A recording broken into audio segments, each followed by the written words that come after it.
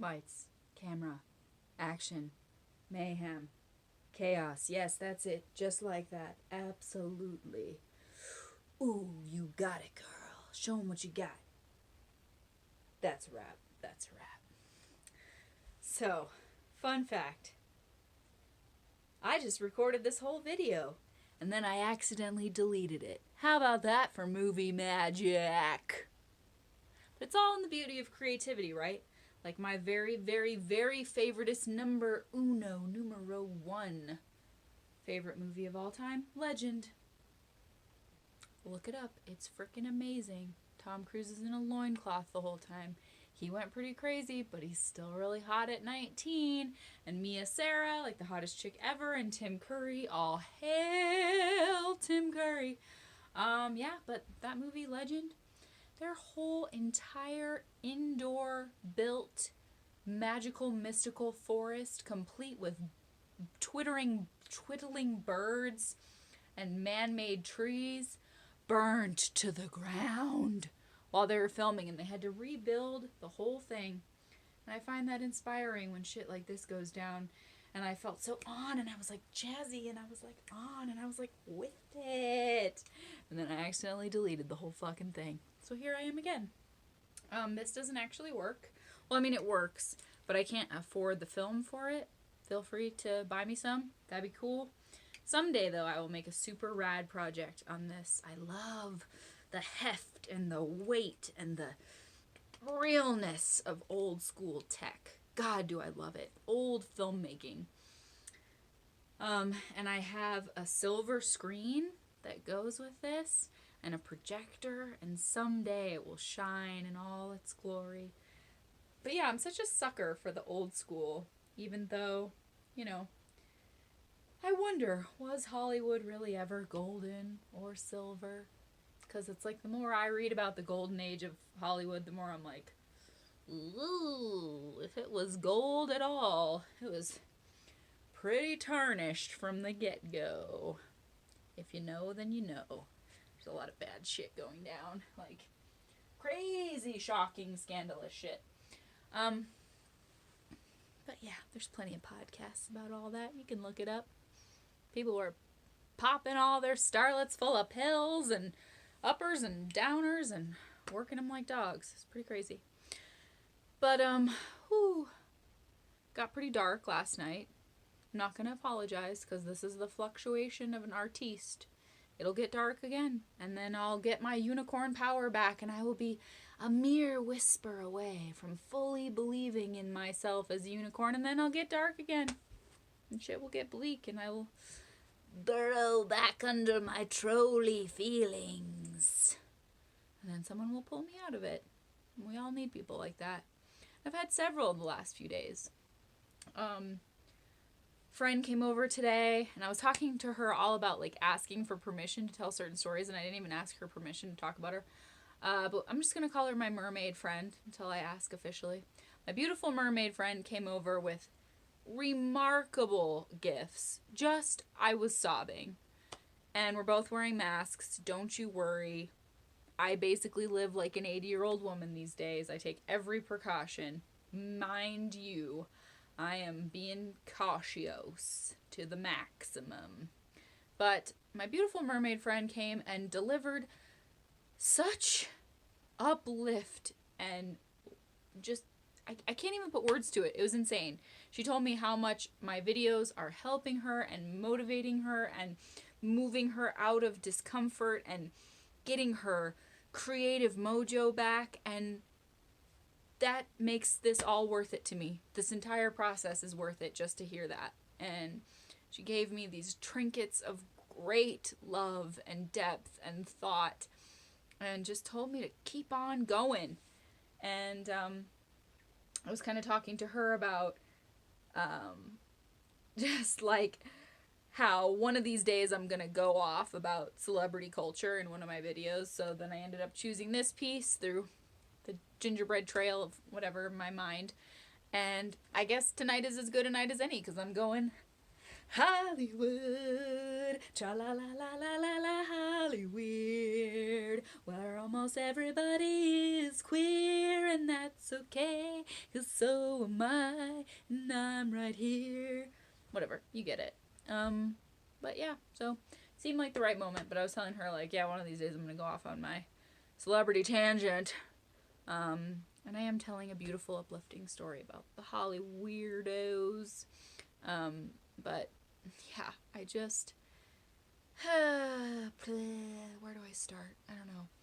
I'm just very frustrated by celebrities currently trying to act so relatable about the pandemic. Like, oh yeah, absolutely. Hashtag suffering, hashtag lockdown, hashtag quarantine. Me too. I feel exactly like you guys. It's like, no, you don't. No, you fucking don't. Everyone I know is crawling on their bellies to survive. And you being in your $80 million mansion, no one on earth needs a fucking $80 million mansion. But just kicking in your, like, luxury villa with your 50 bazillion assistants who cook you amazing, decadent food and clean your pool and help with your kids. And I mean, you have people doing everything for you. And you're, like, living in the lap of luxury with, you probably have a room for everything. So I don't really want to hear it. Like, I appreciate the camaraderie of, like, okay, we're all here and we're kind of having a human experience. And I don't disregard their humanness in all of this, but you cannot sit there on Zoom and tell me that you're having the same kind of deal as me, celebrities, 'cause you ain't. Or, you know, anyway, they're trying so hard to be relatable and be like, oh yes, I get it, in my pool, and yeah, absolutely. And it kind of frustrates me that they get all these, like, passes. I don't know, they just keep using the same fucking people for the movies, like, regurgitating ideas, doing a remake of every single thing. I'm really sick of the bazillion Marvel movies and like 50 majillion more coming out. And they just recycle the same people. And it's like, I'm right here! Throw me in the game! There's so many people waiting in the wings for this experience, but it's like, no, we're just gonna keep the same little catalog of people and just put them in everything. Hope you enjoy it. It's like, I'm kind of sick of your face. Kind of want to see somebody new, somebody real. Yeah, and then the other thing I get really frustrated about is how celebrities are always trying to be like, oh, well, that's a topic I'm not going to talk about. That's off limits. I won't discuss that. I don't discuss my personal life. I will never discuss my romances. No, you can't photograph me like this. You can only photograph me like this. It's like, I'm sorry. What are we paying you for? Like, I understand that there's some hardship to it. I've done the method acting where, like, the character's supposed to be in freezing cold water, so I'm in freezing cold water, and you know, no one was paying me. But I get that there is some effort in it. But if you're doing what you love every day and getting to zip into all these amazing characters and costumes, you best spill some tea, dog. You best spill some, bust some bus, okay? Tell me what's up. Give me something juicy. Making $20 million on this picture? Give me something to suckle upon. Some tea to sip, okay?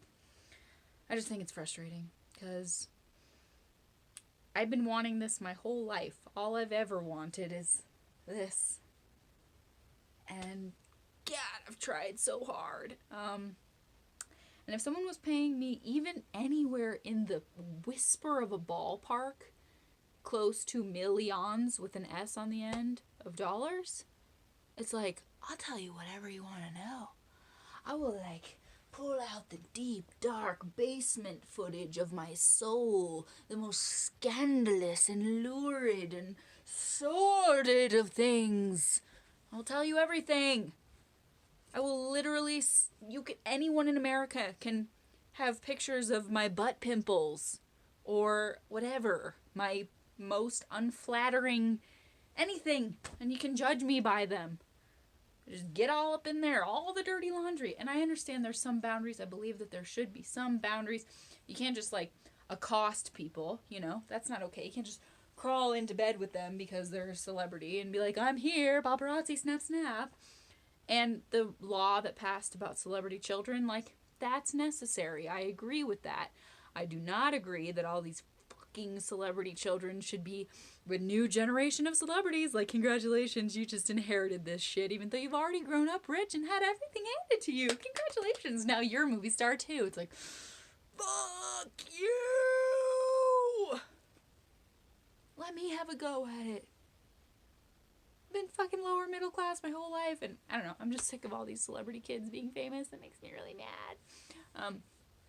But yeah, it's like, I agree with that thing. You can't be taking pictures of people's little kids. They didn't ask to be born into this weird world where everyone's fascinated with their parents, and I totally am all for that. But the whole, like, oh, I won't discuss that in interviews, and I definitely don't talk about that in interviews, and no, you don't get to know who I'm dating, and they get so defensive about it, and I'm like, you are living a life of a god. Like, I mean, I literally read about Miley Cyrus using some fucking, like, $20,000 gold nail polish, and I'm just like, nothing about that is okay. And I guess she's pretty out there, and that's her whole shtick, and she tells people the details that they didn't even ask for, but you get what I'm saying. It's a very common thing we're all used to hearing in interviews, like, oh yes, I don't discuss my private life. I make more money than literally 50 million people combined, but I'm not going to talk about it. It's like, spill, okay? So anyway, this is my tangent.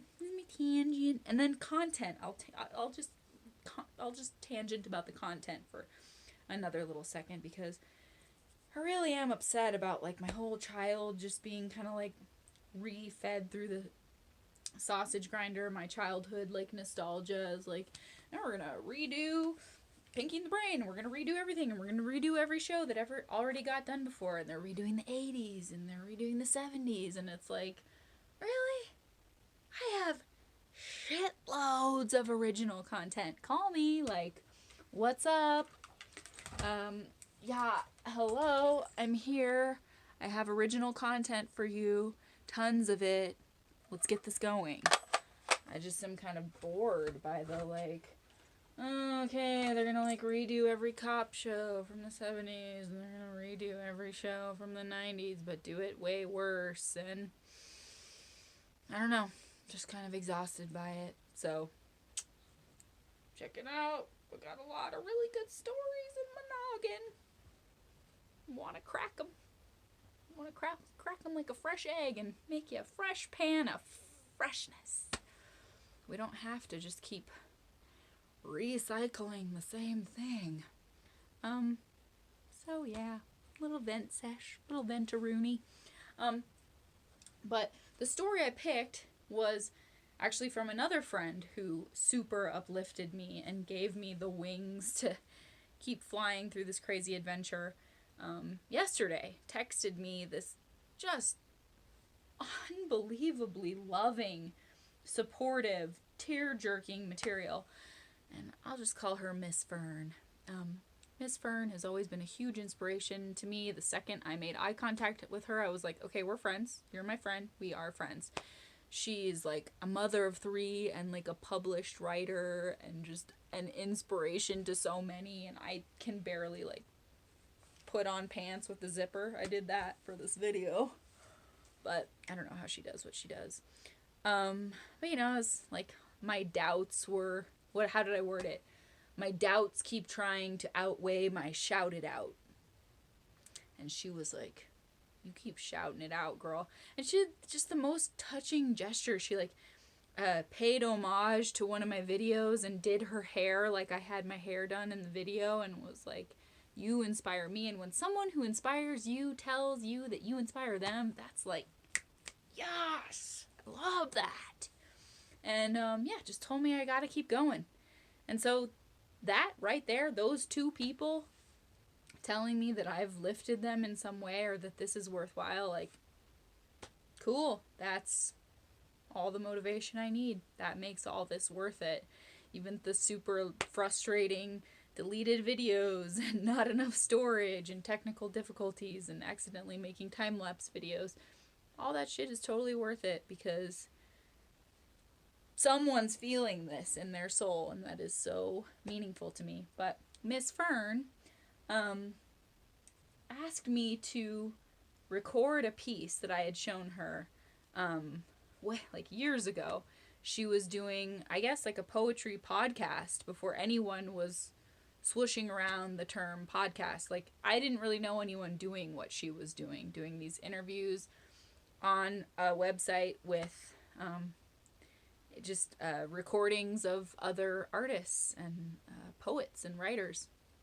And so I was one of the first people that she asked to record this piece, and I remember recording in her big, expansive bathroom with all these beautiful plants everywhere, and I just felt like a writer, you know? And she pulled me out of this very long, dark, deep hole of not enoughness, and I had been sort of smothering myself in that not enough feeling since I had returned from Hollywood, kind of with my mystical unicorn tail tucked between my legs and feeling like a failure, and that's it, it's all over for me. And, you know, she showed me that I was just getting started, I was just getting warmed up, and it was the best feeling. So she's really encouraged me, and so that's the piece I'm going to read for you tonight. And it obviously harkens to my Hollyweird days. And I can tell you that I've had, unfortunately, quite a few more stacks of traumatizing and shitty stories from there than I have had glorious, wondrous, oh, this is why I'm here and this is what the dream is all about stories.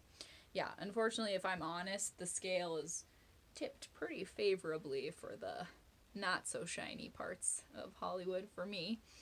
But there are a lot of good ones, and I'm gonna tell you one of them. And I was desperately searching. I mean, when I can't find something, I get so fixated and so angry, and it's like I can visualize the object in my mind, and I know there's only a handful of places it could be, and when it still doesn't avail itself, it's just so frustrating. But I was looking for the article that I had about this guy that I wrote about. He's a real person. And I could not find it, and I'm very disappointed about that. But I did come across some other cool nostalgia, like this bad boy I used to carry around with me. And it's like, I think it's for photographers or something, but when you look through it, it makes everything look like a little mini movie. And I remember I brought this to my screenwriting conference, the screenwriting summit that I went to, and people probably thought I was just ridiculous, but I like had this on my little belt loop and be like, oh wait, hold on a second, let me see if this checks out as movie material. Oh yeah, looks good, that could be a movie. But it was really cool. I spent all the money I had, as I often do when I do these, like, I'm gonna believe in myself things, and it was pretty crazy. Some of it was really discouraging, kind of a metaphor for Hollywood in general. Some of it was like, oh fuck, why am I here? Why did I spend this money? And some of it was really awesome. Like, I actually asked a really hard-hitting question of Sid Field, who's like the screenplay guy. And everyone was coming up to me and being like, that was really cool, that question you asked. You really stumped him. You tongue-tied Sid Field. That was powerful. You made a point there, and it was cool. And he, like, couldn't even shut down what you said because it was super real. And I was like, wow, I'm like a little mini celebrity at the screenwriting summit. And I don't necessarily feel bad about dropping celebrity names when it's a compliment, you know, when it's like, I'm just throwing out love for you, because obviously, as I said, there's a lot of celebrities that kind of bug me. But there's a lot of really awesome ones too. But I got to sit next to Ron Livingston several times and his wife. They were at this screenwriting summit, and they were so nice to me, and they were so cool. And in this little bag where I found this, I found my autograph from him. Thanks for that. That was really nice. But they complimented me on my question that I asked, and I was like, thank you. And they were super friendly and kind. But yeah, I mean, there's, like all things I talk about, It's not one way or the other. There's plenty within the elusive, ever-present Venn diagram, that little portion in the middle where it can be both things. Like Kate Winslet. I just read an article from her that was super real and super raw and freaking fantastic. And she fully acknowledged, like, no, my lockdown is not like other people's lockdown. I'm not trying to act like it is.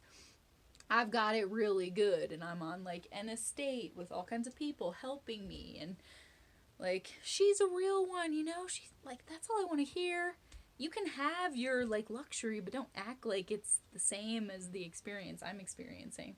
And, I don't know, she just said a lot of really pivotal, poignant, perfect stuff about her experience as a young actor, and nodding yes to things she really felt in her soul she shouldn't be nodding yes to or going along with, but just that pressure to be whatever they wanted you to be. And fuck, do I know that story. So it's just hard for me, like, reflecting on all that stuff, because, yeah, I can tell you that I've been this close to exactly everything that I have ever wanted from that dream. And I've been this close. And I've even been this close. And I've even been this close to everything I wanted. But I'll tell you, there was always a price. You think of all the cliches you've ever heard about Hollywood. This was pre-Me Too movement. Basically, all the things that my parents told me to watch out for, all those things happened. So it's pretty scary. It's pretty hard. And I can tell you definitively that there was, I don't know, half a dozen times that somebody really powerful had their hand on that infamous doorknob and they said, I could turn it for you. I could turn it. I could open the door for you right now. ... And that ... was never good. Never anything that my soul would have been settled about or that would have allowed me to sleep at night. So I really value sleeping at night, and I don't know. I'm glad I didn't, like, cheese grate those chunks of myself off to appease these all-powerful doorknob turners. But I certainly got in offices with a lot of them. I could name drop, but I won't. Unless you pay me tons of money, we'll see. I don't know. Just kidding. I don't know. Maybe I'm kidding. Like I said, no topic would be taboo for me if you're going to pay me what you're paying some of these other broads and dudes. Japers. But yeah, I'll just leave it there. I had my foot in the door several times, and then somebody would, like, smash it or have a foot fetish or whatever. Think of foot analogies, I don't know. But yeah, I got my foot in that door a few times, and it's not easy to get back in there once you get it slammed out. But yeah, I digress. It is a digressing topic. But there was a lot of beauty too. Mucho beauty, bountiful beauty. I really wouldn't trade any of my moments. I mean, just so many of those things that you're like, damn, this is Hollywood. Like, I'm in an elevator with Tom Cruise right now. Or I just almost hit Johnny Knoxville with my car. That happened. Bumped into Jared Leto 3 times. I don't know why he didn't understand that was destiny, but he didn't seem to get it. I literally bumped into him, like, boom, physical contact. 3 fucking times. What is that? Anyway, stuff like that. Going to the Magic Castle, like, really incredible stuff that's from dreams. So there was a lot of that too. But it's hard. It's hard to look back at your dream and think about all those different little, like, ooh, if I just would have scooted this much over that line I wasn't comfortable with. But I don't know. You can't really go there. And when I was a wee little bright-eyed cherub living there, I had, like, one of the biggest agents in the biz. Like, my agent was, like, making people my age fame, dog. But again, this was before Me Too movement, so I don't know what's up now. But when I got signed to that agency, I had to fill out this huge stack of paperwork that was literally rating myself head to toe. We're talking hair follicle to toenail. I was supposed to give my entire being a score of 1 to 10. I kid you not. And then it was like, any additional comments about your nose, your fucking lips, your tits? What? I'm 17. And I felt like it was my moment, you know? Like I did the audition for him, and he seemed very moved, and he seemed very like, yes, this character, I'm gonna sign her. And I was like, this is it. And then almost immediately he told me I was fat. I think I mentioned some of this in my basement video, but it bears repeating. It's intense shit that I'm still trying to process. But I weighed 90 pounds. 90 is in 90. He told me I was fat and I needed to lose weight and I needed breast implants yesterday and perhaps a hairline change. Are you fucking kidding me? Like Marilyn Monroe got that. Fucking cut your hairline and change it? Ah! Never. No. I will not. My hairline is fine. But yeah, he told me I needed all this work done, and it was awful. It was awful. And someday I'll make my movie about it, and I'll do a big triumphant scene where I tell him off on his desk in the form of song, and it'll be badass. I have a script that's like me, but it's not me. You know, it's based on a true story me, but it's a character who isn't me, who experiences all the things I experienced there, which are juicy. There's a lot of them. Oh, and my shirt. I have to address my shirt. So yeah, that was all a nightmare, and it was really hard, and I'm still recovering. But my shirt is OG 1950s vintage Paramount Pictures. What? My dad was really good friends with this guy, this heck of a character in Wyoming who has sadly passed away. But this guy taught like tap dance and jazz into his 90s. And he used to work on the costume lot in Paramount. How freaking cool is that? And super sadly, his sister got really sick and he had to auction off tons of his memorabilia and nostalgia. And he had like old Victrolas and like props from The Wizard of Oz. Crazy shit. Like amazing. Oh, I wish I could have seen it all before he sold it. And then he passed away. And it's sad. But he like had a legacy, you know? So he gave this to my dad because my dad had told him stories about me and my harrowing triumphs and failures in Hollywood. And so yeah, this is like OG. It's got this very old school 20th Century Fox patch. This is I think 1960s Walt Disney Productions patch. This is my Thespians official. Raging Thespian used to be my email. Got like inundated with spam and craziness and I had to delete it, but I was very proud of my Raging Thespian email address. And then my Laurel and Hardy pin, also very, very, very old. And yeah, just love it. It's a special one. So I'll get to it, guys. Sorry, I could really talk about this Hollywood topic all day. And if there's like a little lesson from it, you know, it's like I have literally crawled on the streets through people's feet just to make eye contact with some celebrity who is going to be there. And really, when you get close enough to make eye contact with them, they're just people. I'm too far away from you. This is too far away. Here I am. Yes, this looks about right. This could be a movie. Here we are. I want to be close to you.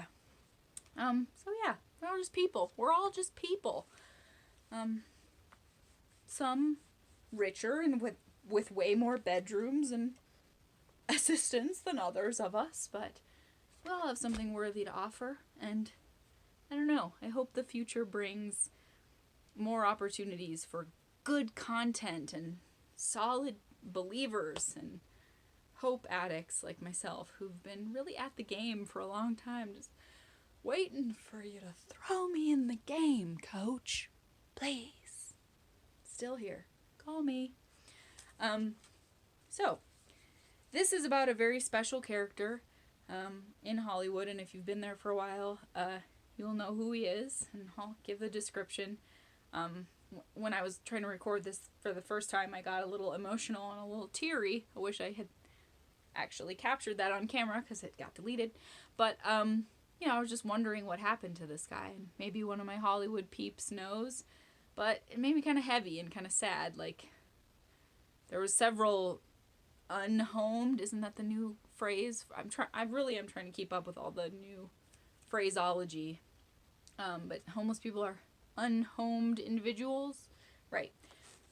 But there were several characters like that I would stop and talk to and, have meaningful connections with. And I just wonder, like, in the COVID world, where are they at? What's going on with them? Kind of makes me feel heavy and sad. But I hope he's still there. I hope he's okay. I can't believe I couldn't find my article about him. But this was the piece I read for my friend Miss Fern. And it's very special to me. So it's just a little slice of my Hollywood life here, folks. It's called To the Star Shiner. I don't even remember getting in my car or making my way down Barham over to Cahuenga until realizing I was aimlessly inching my way down Hollywood Boulevard. I was behind a Cadillac with the top down, naturally. This wasn't an unusual occurrence by any means, and as I am keenly aware of my own idiosyncratic behaviors, I can attempt to articulate how these directionless, gas-guzzling endeavors occurred. In retelling my Hollywood chapters, I call these outings routinely and desperately looking for it. What was it? I couldn't say even now in my reflection of it. I simply know it was a compulsion I found myself acting on most commonly between the hours of 2:30 a.m. and 4 a.m. Things one hopes their parents never read. I'd venture out into the valley in the wee hours of some Hollywood mornings, not looking for a party or a person or even really a place, but for some intangible aha moment that would somehow ease my fears that perhaps the ethereal, glittering magic I had sought from this strange but true place since childhood simply wasn't there anymore. I couldn't allow myself to believe such a thing, so I'd go out on a vague quest for some sign that the beautiful part of the dream was just hiding somewhere in the folds of vice and neon. Less frequent was the voracious anxiety bubbling up so severely as to send me on such a search in the daylight. If the traffic didn't block the discovery of it, the glaring visibility of lost, hungry, horny humans shuffling through a thick, murky haze disguised as the light of day could sure throw you off the scent quick. I circled the main 4-block hubbub near the Man's Chinese about 5 times before a Sephora caught my eye, and I parked like a zombie with the somewhat defeated thought, well, maybe today it will be succumbing to the accepted idea that a girl can never have enough makeup to lacquer on, making her more desirable to the masses. What a sorry excuse for it. I was tired of driving around, though, so I gave in. It's hard to find a parking spot. I took it as a sign. As I started my 6-block mission to attain an impossible beauty standard, I spotted the man who polishes the stars on the Walk of Fame. I'd seen him countless times since first moving to LA 5 years prior at the impressionable age of 17. He was a figurehead of this bizarre landscape, but not an altogether approachable character. His face was like vintage suitcase leather, puckered into creases that appeared to hold an entire bookcase's worth of dust. He was missing one leg and maneuvered by scooting himself along the world's most notorious boulevard with knee pads and crutches. His bucket of rags and polishing chemicals and toothbrushes in tow. For whatever reason, on this particular day, I was jolted awake by the sense that it was right there in front of me. Whatever unwarranted fear I had about this man, i.e., he was homeless, he could be aggressive, mentally ill, etc., didn't seem to matter. I had, in fact, considered approaching him to have a chat about life dozens of times, but always stopped myself with some nonsense about groceries or beating the traffic or simply thinking he might just be another crazy person hell-bent on sucking out my positive energy and life force. It had happened before. Living in Los Angeles brings up these concerns more often than you'd think. Despite this uncertainty, I felt an unfamiliar lightness crossing the street on a mission, sensing strange, long, dormant muscles in my face, commonly associated with smiling. It's possible my memory of it is slightly idealized in comparison to how it really went down, but I swear the humans all looked less terrifying and sinister and more sincere as they cleared a path for me leading straight to the Star Shiner, just like an old musical. I knelt down slowly, as though approaching a skittish puppy or an unpredictable child. As soon as he smiled at me, I sat like it was my own living room, next to some spit-out gum and carelessly tossed litter. "Hello there," I managed to muster. "I'm Teal. What's your name?" I figured I'd start with the basics. "I'm John. I go by John," he said through cracked lips that appeared to move in concentric circles as opposed to up and down. A comedian, no less, I thought. Not at all scary or abrasive. I decided to enter into our conversation as though we were old friends and skip the boring pleasantries. After all, this was Hollywood. Who had time for small talk? "What have you learned here, John?" I dove right in. "Lots," he sputtered. I waited, hoping that wasn't the extent of the wisdom. "Lots about who's a phony and who isn't," he elaborated, lips curling around a mouth distinctly reminiscent of Popeye. "You sit here long enough and you can spot a phony from a mile."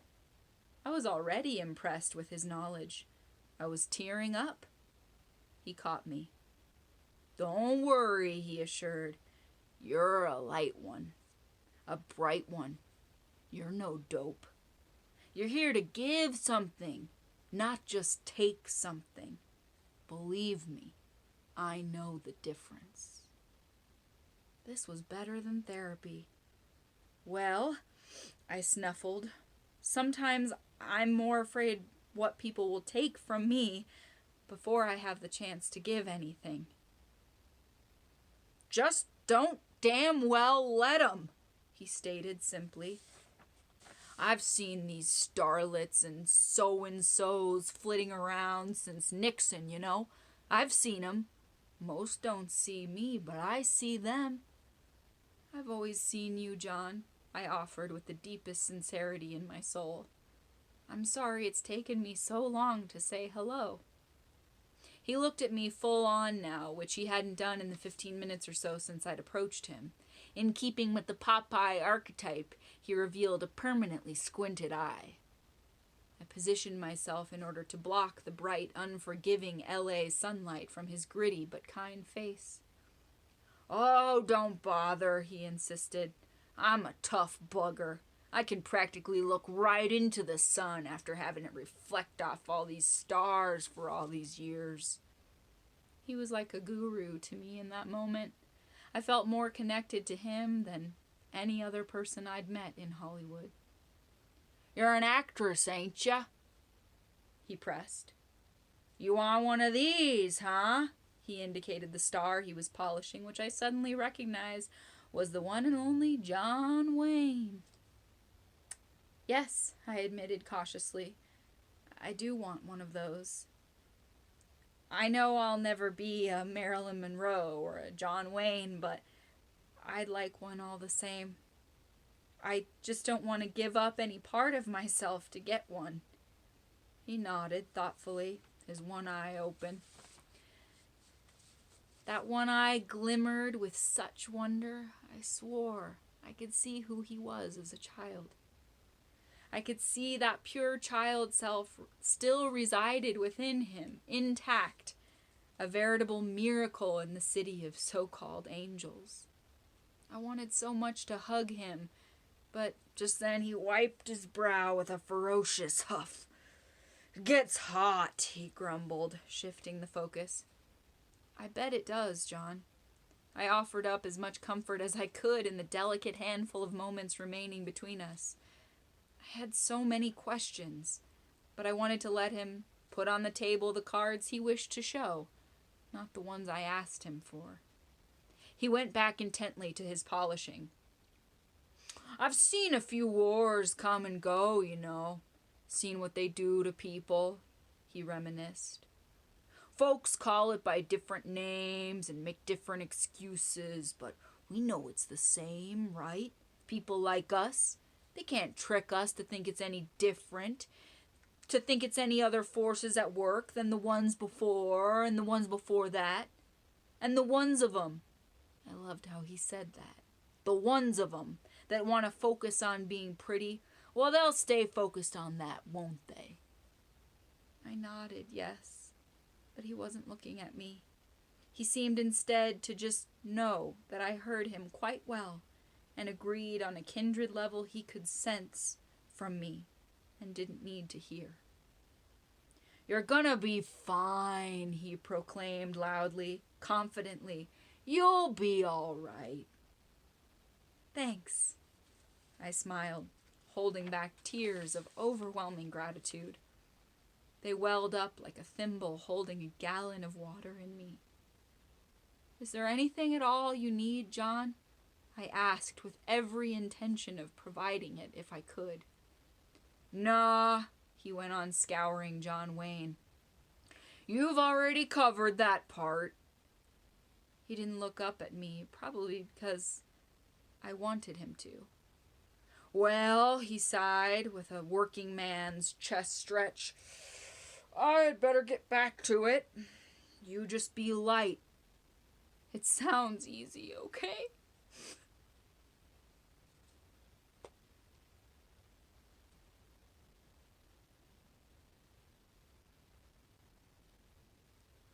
I wasn't expecting that.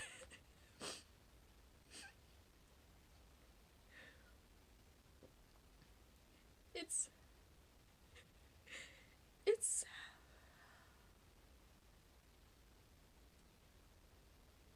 It sounds easy, okay? But it ain't. We know it's not easy. Be bright. Be light. You'll do good.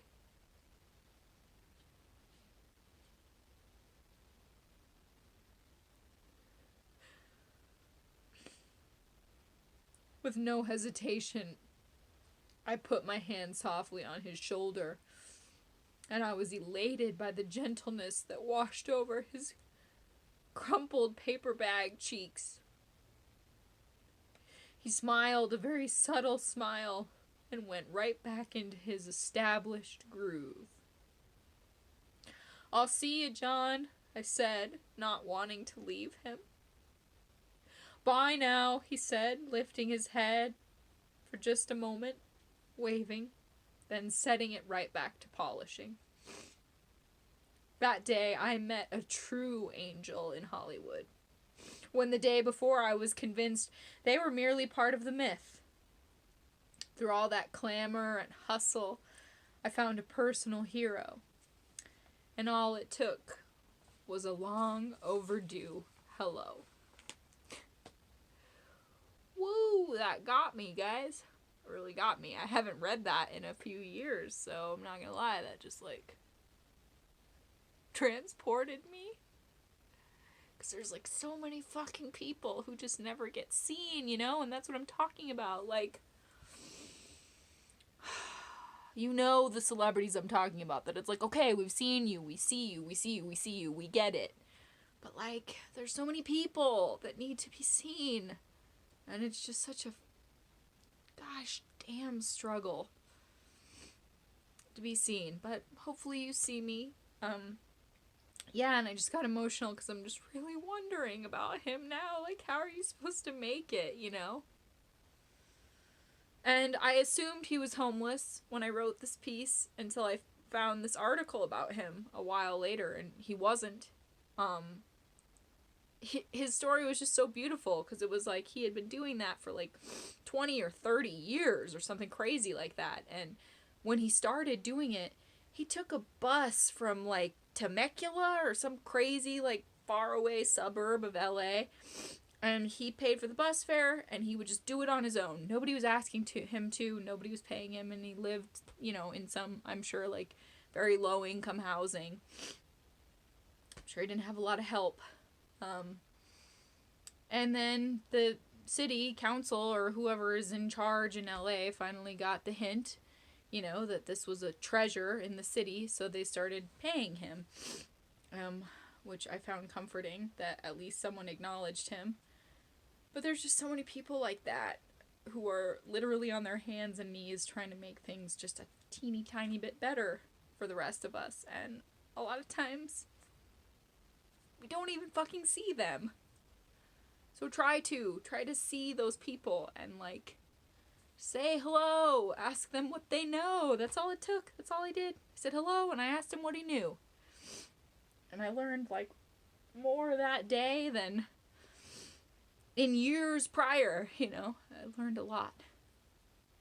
So that's my piece, and it's special to me. So shine your own little star, your own little corner. It matters. It matters when you take pride in something. And that's the analogy I used to use in my really hopeful Hollywood days and my I want to be a 1940s movie star kid. I would be yeah, if I could just spit shine one little corner of this place, I know I'll never get the grit off of it completely, but if I could just shine a little bit of it. And I still believe that. I still have that hope. It's just been tainted by some hard knocks, I guess.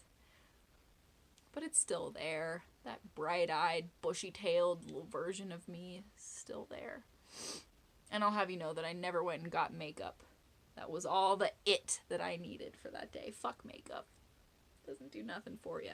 It's just chemicals. But, yeah. Shine your little spot.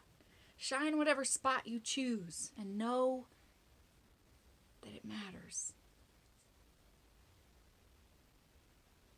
I'll be seeing ya. Cut!